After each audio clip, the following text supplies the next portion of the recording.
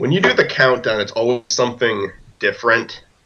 Like it's 3, 2, 1, 0, or 3, 2, I do. 1, go, or 3, 2, 1, recording, or 3, 2, 1, play. I never know what the signal word's gonna be. I didn't realize I do that all the time, and I just realized we're still recording this right now, so no one even heard the countdown. Everyone's like, "Oh, they did a countdown?" Well, like you can assume when there's a recording session, there's a countdown. Anyway, moving on. Hi, I'm Zachary Ian Folkman, and this is Michael Bemis, and welcome to the DuckCast. This topic today is about preparing for filming days. Now, Mike and I, we both, I guess, are filmmakers. I guess we can call ourselves that. I guess. Not professional filmmakers. I mean, we do stuff. Technically, I do work for people. Yeah, I make videos about having these two. Professional video. That's the video. The definition of professional is that you're employed and paid to do it. I'm not a professional filmmaker, but technically, by definition, I'm a professional videographer and editor. Yeah. But anyway, aside from I still have a lot to learn. Yes. Oh yeah, you do. You've done short films. I've done stupid vlogs. Your videos, the thing, like, I always give you props with your videos is, yeah, mine, like, I use a lot more locations and a lot more people, but yours are always just, like, the editing's pretty much always perfect. It's more, like, they're more simple videos. I think I have a lot more practice to do. Like, in my head, I'm a very fast thinker. I think things always, for some reason, in high speed, so when I'm doing cuts, like, I don't give enough time for, like, if I say a joke, there's enough time for the audience to laugh. I mean, it's not like a TV sitcom where there's a laugh track, but there's not enough time for you to laugh because you gotta keep your ears open for the next sentence. I'm not good with that yet. Editing is complicated, and it's like, it is an art, but we'll talk about that in a future video for sure. Yeah, we should really be focusing on the topic right now, preparing for filming days, not actually editing stuff. So, so I was like, going off of what I was saying before, me and Zach have different ways to prepare. I just got a message. Me and Zach have different ways of preparing. I have vibrate on, so it just like made this huge noise. Well, I didn't pick it up, so. That's just what you interrupted the podcast. End it now. Scrap the idea. Who did interrupt the podcast? It was Fred. Oh, okay. It was Fred. Cameo from Fred Roll. Yeah, but we okay. So like the difference between me and Zach is that my videos are more of like they're more like film. Actually, like I try to make skits and films. Like we go out, we film stuff. I get a lot of people. Zach's a lot more independent with his work, where he does like more stuff like reviews and vlogs and stuff like that. And he does do a skit here and there with other people, so he does have experience with working with other people too. And he also, I think, most noticeably, like I think it's probably the thing that you get the most attention for is the convention videos. It is what it is, but I guess I think that's a good thing. A lot of people do. I would like it to expand over just convention videos. Like, that's cool and all, but that's not the main thing I wanted to do. But it is what it is. But like with that being said, me and him have definitely different experiences of how we prepare for everything. So honestly, I was just gonna have you start this off and tell me like what you do for preparing for your videos, and I'll talk about what me and my crew does, which is very flawed. But okay. So let's get started. So very recently, which is why I wanted to choose this topic. It's very relevant. This weekend, as the day we're filming this today is Sunday that we're filming this. This weekend, next Friday through Sunday, I'm going to a con. Speaking of cons, called Chibi Pie. I've gone to it every single year consecutively ever since 2012. And hold on. And what I usually do there is like I interview people. Just to kind of either promote the con, or promote myself, or promote people's cosplays and whatever, while also having like a montage of cosplayers at the end. This time I'm going to be doing like some kind of geeky quiz along with a montage, while vlogging, while doing a cameo for Michael's show, while doing a whole bunch of stuff. I'm very busy this weekend, so if there's not a podcast the next coming weeks, you'll know why. I'm editing a lot. But anyway, preparing for that kind of stuff. There's many different ways. First of all, convention videos. What I do is I do a whole bunch of stuff. You gotta make sure you have the equipment, the wires, the tripods, the batteries. For me, I have business cards, which I'm not going to show my phone number on this because that would be very stupid, but I have business cards for whatever, so I hand them out whenever I interview someone, hand out a business card. Whenever I have a friend of mine who dresses up as Lord Death from Soul Eater, I have him hold up a sign that says free death hugs. Is it like ever anyone other than Teddy? What? Is it ever anyone other than Teddy? It's always Teddy. Always Teddy. Okay. Yeah, good friend Teddy Brooks from ever since high school. Good friend of mine. And he has a sign that says free death hugs. I follow him around with a camera every now and then when we feel like we want to film it at a con, or when we're not chilling at the con, I mean. And so we filmed that. We put a bunch of those clips in the montage, and each and every time he hugs someone, I tell him stop, fold the sign because the sign is foldable, and stop the recording, give the person a business card. Whenever I'm vlogging and someone says, "Oh, you're a YouTuber," yeah, hand them my business card. There's many different ways of doing this kind of stuff, and it's very good for promotion. You gotta make the business cards beforehand, preparing for that. What I do, I know there's like these certain things you like. I forget the website, but you can pay like $200 or $100 to get like 200 business cards for free. I don't know the website, I forget it, but I don't do that. What I do, which for those, give me a second, for those that want to get into, no, not this, for those that want to get into getting business cards without having to pay so much, I guess. I mean, over time, I guess it is, culminating money. But what I use is this, which I get at Walmart. They're from, what's it, Avery. They are white, not ivory. I made the mistake last time when buying it. Ivory is more of like a beigeish color. I use white business cards. It's these certain sheets. It has like 10 or 20 sheets per pack. Well, they look like this. Have this whole thing. You can see that they're bendable, kinda. Maybe not on this, but they are bendable. You don't bend them when you don't print anything, of course. You put it in your printer. You have this little. I have this little program that I forget the name, but get a business card program. And, you click little things like 1, 2, 3, 4, 5, 6, 7, 8, 9, 10. There's 10 cards on this sheet, so I click 10. And so I just print all these cards one by one, and I bend the sheets in order to get one card at a time. So that's how I do the business cards. That takes time. You also gotta make sure you have color ink, or if you are having color on your business cards, color ink, or black and white ink, which will save you time. Sorry, not save you time. Which will waste time if you need to go get some at the store, There's a whole bunch of stuff that you need to do to prepare. Now let's talk about regular filming days, like sketches. What is our time, by the way? Real quick, you should be a sponsor for them, because I actually think I'm going to do that now. I'll definitely it's not Walmart. I highly recommend it if you don't want to pay like $100 altogether just to wait to get 200 business cards. Just 200. If you want like over the time to get like a few more hundreds, like it's very good. It's probably like $10, $20 per packet, and we have a minute and a half here. Actually, half a minute. So I don't know if you want me to continue this on the second part, or if you want to get into yours. You keep going. Keep going. So do you want to do the second part now? Okay, so we'll end this, and we'll keep going. So until then, guys. Alright, part 2. I left off, I wanted to say, like, about, other than preparing for cons, what I do, there's also, kind of relevant, kind of the same thing, but kind of different, skits, or vlogs, or whatever. Let's talk about the simpler things, vlogs. Vlogs, aren't so big and massive, especially when you're filming by yourself and not like I guess, challenges. I'm not a challenge video guy, but I know people do that.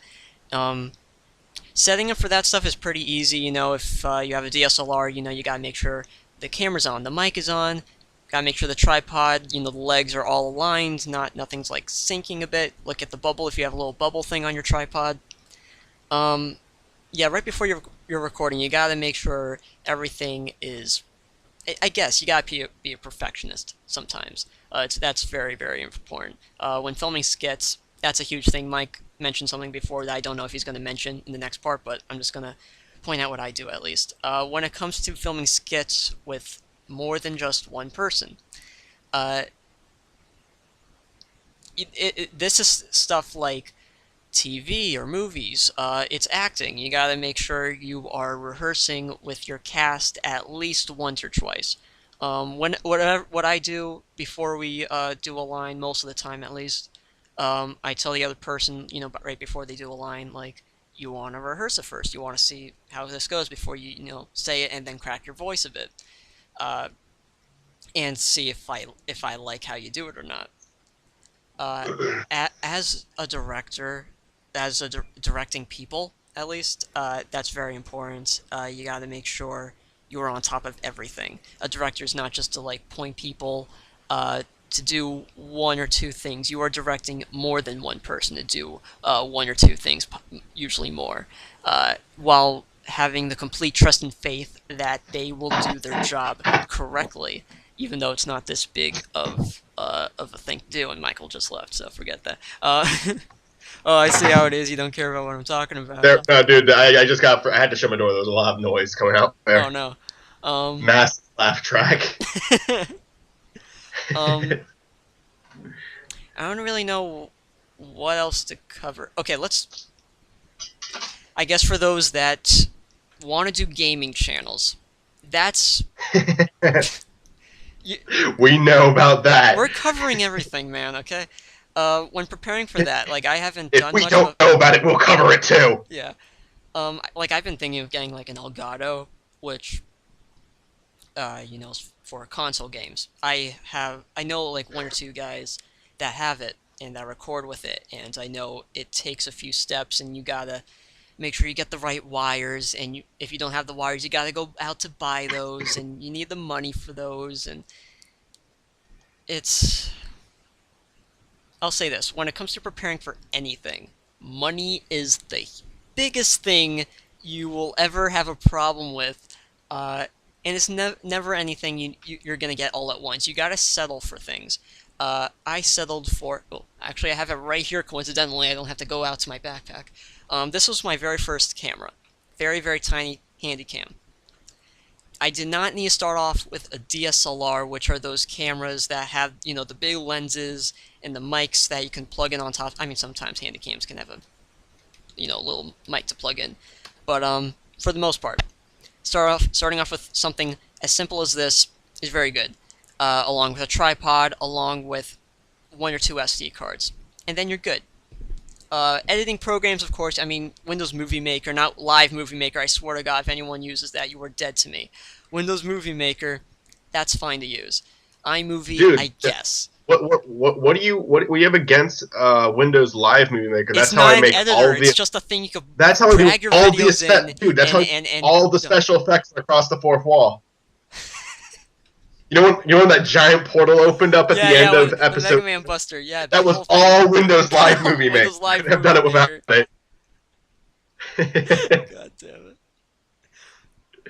Yeah, my green screens were made with Windows Movie Maker.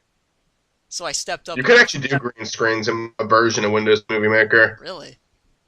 It's available now in newer versions. Well, that's good for beginners, actually. Not bad. No, it's a fantastic thing for beginners. I have an editing software I prefer for beginners as well that goes beyond Movie Maker, but I'll let you finish your thing.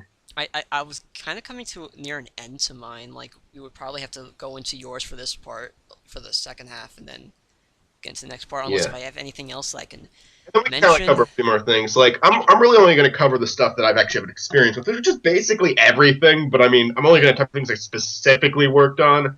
Because I've done a gaming show before, I've done vlogs before, I've done a few challenge videos, but then I realized they're kind of like the scum of the internet. Yeah.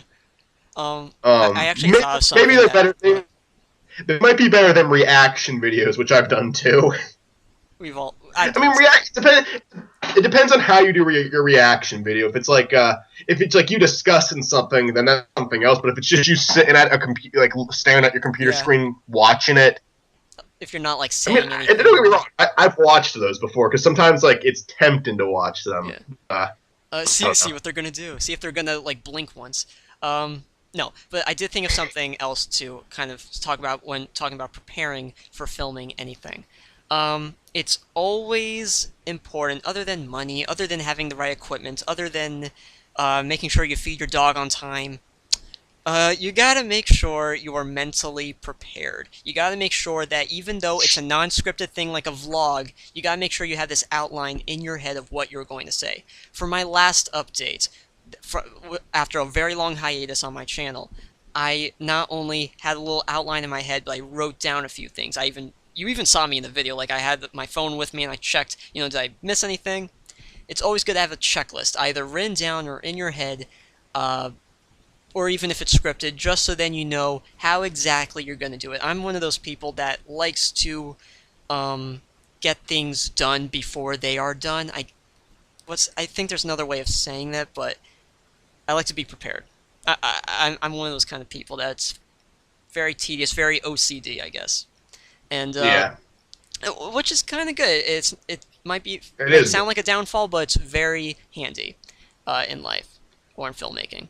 You just gotta be mentally prepared, man. You gotta make sure you're on top of everything. Again, with directing, if you are not in that mindset, you're gonna have a big problem. Either you're gonna be stressed out, or you're gonna think everything is fine until you see the post-production, and it's gonna look horrible. It's going to suck, and you're gonna wish you can go back to filming that. But what if you have one of those days where you were only able to film it once because a friend of yours was in town for only a week, and you only were able to film with him for a day, and you filmed with him for that day, and you check back on the footage, and it sucked. You gotta make sure of that. Or if, like, weather's coming up, you have another day to film with your friend, but the rest of the days there's bad weather. You gotta be prepared for that stuff. You gotta be ready for the worst. So, when it comes to filming anything, check the weather, check your money, check your mind, check people's schedules. You gotta call up on people. You gotta make sure that they are 100% committed, even though it's not something that they will be paid for. You gotta make sure that they're good friends, I guess, not complete jerks that are just there for the attention. Right, Mike? Friendship, attention. Yeah. Before we end this part, I want to say something kind of going off of what you said. You got 30 seconds. Go. I got a minute and 30 seconds. I got 8.5 minutes here. I want to end this at 9 minutes always, if we can, or around that. Well, okay. Let me like use as much of the time as I can. Okay. I want to just mention the editor actually real quick, just because I meant to say this before. Windows Movie Maker, it's probably the best editing software to start with. If you've never touched an editor before, but if I think Windows Movie Maker you can probably master within a day.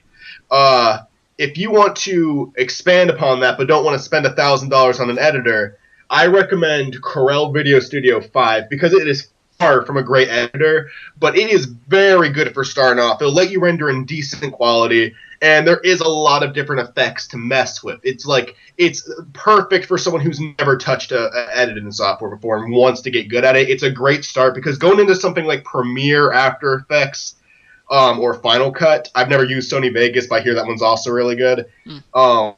Those are pretty complicated editors, and if you've never used an editing software before, you're not gonna be familiar with a lot of the stuff. And give me one more. I'm almost done. Corel Video Studio 7 is shit. Oh, wait, say that one more time. I said Corel Video Studio 7, however, is shit. Goodbye, everybody. Part 3. All right, welcome back. And Video Studio 7 from Corel Studio. Corel Video Studio 7 is broken. It is absolutely broken. Corel is not it's like Corel is kind of the go-to software whenever you don't have enough money because they have more than just they have Corel. They have the Corel version of Word. They have the Corel version of Flash. They have the Corel version of any video editing software. But Corel Studio 5 is good if you're trying to get started and don't have a lot of money because you can get the job done, and if you're a good editor, you can make it work. There's a lot of overlay tracks, there's a lot of audio editing, there's a lot of options with color correcting, and you can do special effects in it. Nothing like After Effects can make you do, and the green screen is actually very flawed in the software. Even if you get it, do it perfectly, there will always be some sort of problems that you can't really fix. But it's not a bad beginner software, and if you don't know much about editing but want to get good at it, it's a great software to go to. But then 2 versions later, they somehow managed to fuck it up because renders constantly go bad. The software freezes all the time, and where it freezes, Premiere and After Effects, two way more advanced softwares, do not. So there is something wrong there. There is something wrong with this software. It is broken in every way. I did it recently, did something called Trilogy Insanity, and it was a day late because I had to re-render that thing 10 times before it got it right. That should not be a thing. You okay? So do not go with that version. I believe Corel Studio 8 or 9 are out now. Give it a try. And I did my research, by the way. It wasn't just me, because I don't want to shit on something when I'm the only one having problems with it. So many people have problems with the software. Do not get 7. Do not get version 7, okay? You've been warned. You've been fucking warned. Whoa. Back to the actual topic.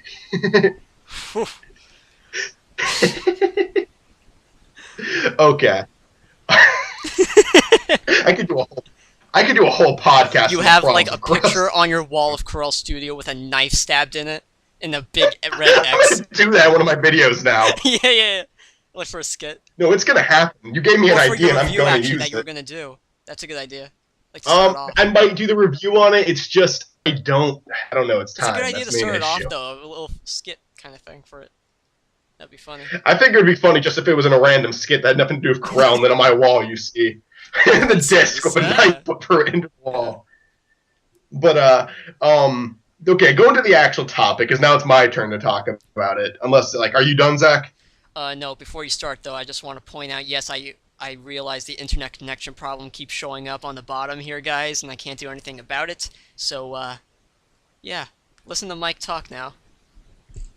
Okay, so my experiences, I'm not going to go on about the same thing that Zach already talked about. I'm going to more talk about, like, what we actually do every single time. Rehearsal is important. It really is.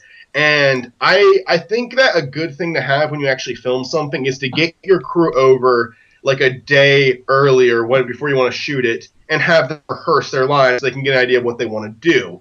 However, I already have a hard enough time getting them over to shoot for normal days, so I don't get to do this. Now, I do have them read over their lines before we record, but they do not get much rehearsal times. They have for some videos, but most of the times they don't. Death at the Christmas Party had a rehearsal, but not everyone could make it to it.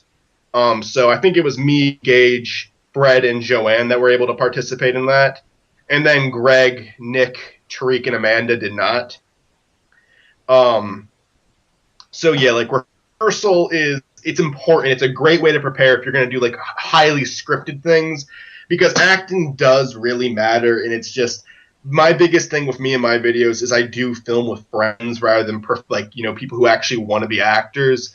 And that's just, something that I'm doing right now. One day, if I'm still doing this, of course, I'm going to want to like solely focus on just people who do be actors. But it's not that like none of them can act. In fact, I think every single person in my cast has at least had one really like good video, whether it was like they were funny or their acting was really good. I think all of them have managed to pull it off before. But like people will watch the videos and will like immediately say that like, someone like Tariq is the best actor if you've seen any of my videos. So, and that's because he did plays. He's been involved in drama. He likes to act. It's a legitimate hobby of his. So that's why he's normally better. And it's the same thing he said about Greg, because he did a lot of acting too. So rehearsal's important, but if you can't do it, then do your best to make sure the actors know what they're supposed to say and give them a tone. The best thing you can do in those scenarios is just direct as much as you can and not accept a bland line. Because I think, like, the acting can be rough as long as the character is shown some sort of emotion, it's good. But if a character just says a line that says bland as hell, you redo it. Because that's, like, there's nothing worse than a character that doesn't sound like they care at all. The acting can be kind of I think having acting that's irritating is better than having acting that has no emotion into it. To add on top of that, I think it's very important that you have a good level head and can understand how people work, so then you can kind of know what is good and what is bad. If you're good deciding vote on that, if you know right and wrong. I think that's also very important. I mean, if you don't Yeah. know that, you don't know right and wrong. I guess that's kind of your whoever raised you's fault. But it is what it is, you know. Yeah, it's Michael's fault. But no, that's very Well, it's all important my though. fault.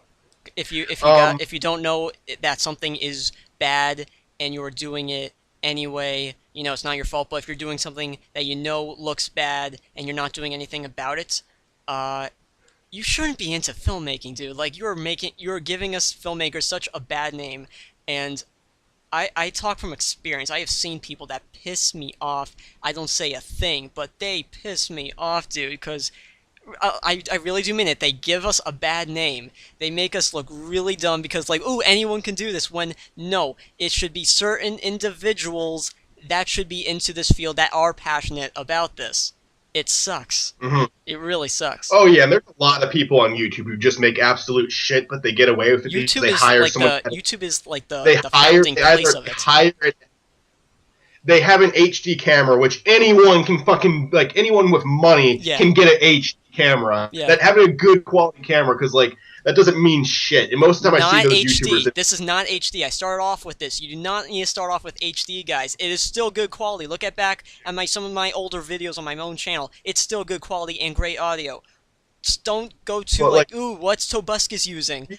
Screw that, guys. Come on. Come on. Tabascus isn't that bad. No, I still like popular YouTubers. Oh, this is what my favorite YouTuber uses. I'm going to go for that instead of getting experience with other Yeah, little things. like yeah. I feel like we're getting off topic again. Sorry. We really need to do a rant Oh one my because that's what god. we. I think I That's just what we keep finished it though. doing. That was really all I had to say though. Yeah, okay. I'm almost out of time, so like Okay. mainly this was the acting part of it. I'm gonna say a few more things about acting, Okay. but like casting, always think of what your cast member can do. Like I definitely thought of it, like because for like Across the Fourth Wall, Tariq, we have him like his character Chadwick is like constantly breaking into different characters. And that's because Tariq's really good at improv. So like it's best to always know your actors. I think Gage's character is very sarcastic. He's a smartass, and he kind of has that dry sense of humor where he can do that perfectly.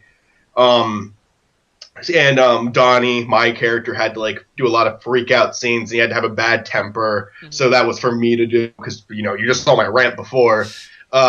So yeah, like stuff like that is just always consider the right people.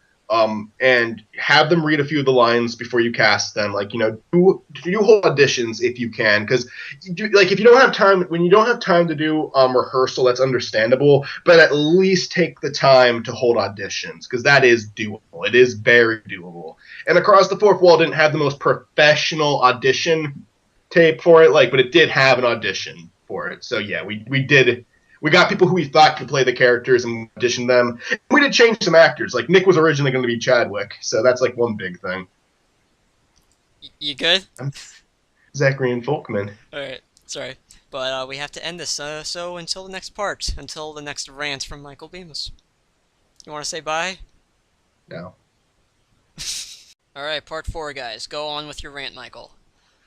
I'm not ranting anymore. Oh, Okay, so please. another big thing I wanted to say is, for preparing, I want to talk more about, like, the technical side of it now. Like, getting your equipment ready, getting your props and costumes ready if you're going to use them.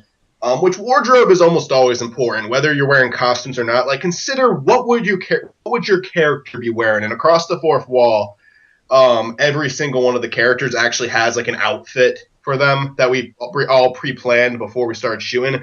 Donnie is the only one who constantly changes his clothes, and there's actually like a reason for that, but I won't dive into it. There's like a plot reason for it though. But every character like has like the same outfit because we want, they're just normal people. They're not wacky characters that need costumes, but it's good to consider a pair of clothes that match their personality. Elliot's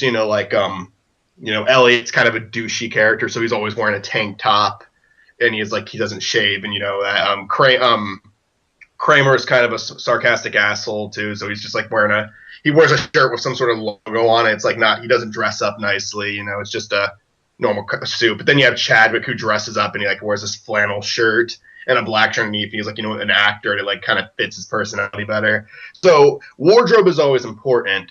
But one thing that I recommend is if you can do this, this is awesome, but this is like something that just came to me by luck. when my brother moved out of the room, because he actually they built a room in the basement that he would live in because he wanted to. It wasn't like my family made Eric live in the basement. No, he wanted to do that. So they did it. And once he moved out, my parents told me I could use that room to put my props in. So I have a prop room now with all my costumes hung up in the closet, props like set up in the room. And for the longest time, it was the most unorganized mess ever until we officially made a list. Me and Tariq came over and we organized the room together. And then we made like this big list, like this basically this catalog of everything in the prop room. And we like had like what we had like we labeled the boxes and we put like a list of what items are in this box. And we know where everything is now. And whenever we have a big shoot day, we'll take a piece of paper out and write down every single prop and every single costume we need. Because this used to happen to us all the time, where we'd go like deep into the woods with the costumes, and we'd start filming, and then we'd realize we forgot like one or two things that have to go all the way back up. And normally it would just be me, and they would stay there with the camera. How many props do you bring with you per thing? Depends. Okay. For example, today. Well, actually, I'll tell you the example that we had to redo it. We had one of the scenes where Forrest Gump and the Ghostbuster both appear.